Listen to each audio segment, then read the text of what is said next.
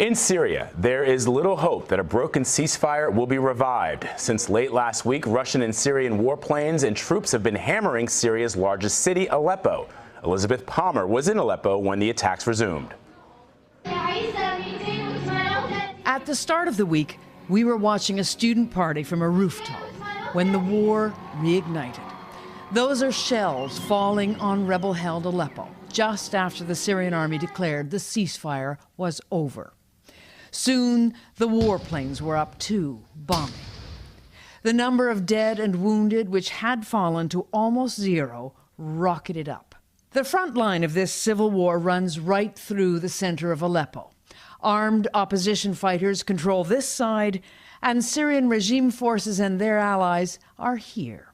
13-year-old Aya lives on the very edge of the government side. This curtain here, what's that for? There are here snipers. The snipers, just a few hundred yards away, are opposition fighters who, over the past 4 years, have aimed their weapons at Syrian army positions deep in this neighborhood. Did you lose some friends in this war? Oh yes, I've lost many, she says. Some were killed by mortars or snipers. Some just left the country. Many of those who didn't make a run for it are now living in the ruins of war in desperate need. The ceasefire was supposed to let humanitarian aid reach them, but the main delivery route into Aleppo has been a battleground for months. To let the aid flow, all sides, including the Syrian army, were supposed to pull back. We've been hearing the sporadic boom of artillery here in Aleppo. Clearly, this ceasefire is not perfect, but it is good enough. It has now been renewed for another 48 hours. The bad news is that no aid is moving, because the negotiations to secure the road failed. In a war this savage, it's hard to sort fact from fiction. And it got even harder this week when a U.S. airstrike hit Syrian soldiers.